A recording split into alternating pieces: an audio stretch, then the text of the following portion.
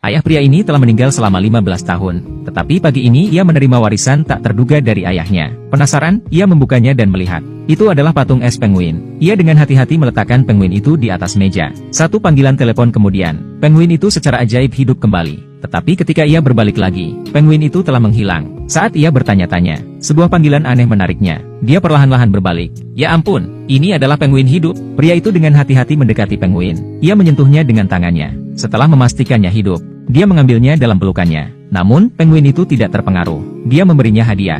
Pria itu tidak berdaya, tetapi ia tidak punya pilihan selain memasukkan penguin ke dalam bak mandi dengan es batu dan bergegas pergi bekerja. Tetapi sedikit yang ia ketahui, ini bisa saja membunuhnya. Karena segera setelah pria itu pergi, penguin tidak bisa menahan kegembiraan dan kegembiraannya, melompat dan melompat di bak mandi, dan bahkan mencoba terbang. Tetapi secara tidak sengaja menyalakan keran. Setelah beberapa saat, kolam air terisi. Penguin-penguin itu sangat bahagia. Bak mandi seperti samudra saat ini. Dia berenang di dalamnya. Di malam hari, Mike si pria pulang dari kerja. Ia hendak pergi ke toilet untuk memeriksa penguin itu. Dan ketika ia membuka pintu,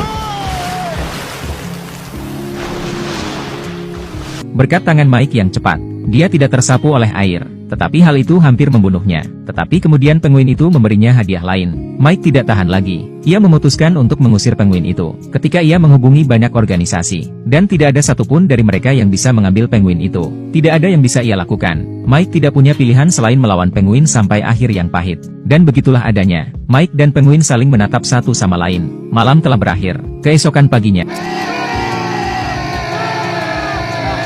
jam alarm penguin membangunkan Mike. Mike tidak tahan lagi. Ia melemparkan penguin itu tepat di luar pintu. Penguin itu tampaknya telah melekat pada Mike. Ia tidak ingin pergi. Jadi Mike melemparkan air dari vas ke lantai, mengambil penguin. Selamat tinggal. Mike senang bisa menyingkirkan penguin itu. Tetapi ia dihentikan oleh seorang penjaga keamanan tepat saat ia keluar dari lift. Petugas keamanan yang baik hati membantu Mike menemukan penguin itu. Mike segera menyangkalnya. Tetapi semua buktinya ada di sana. Mike tidak punya pilihan selain membawa penguin itu pergi. Untuk menjaga rahasia penjaga keamanan, dia juga membayar petugas keamanan untuk tutup mulut.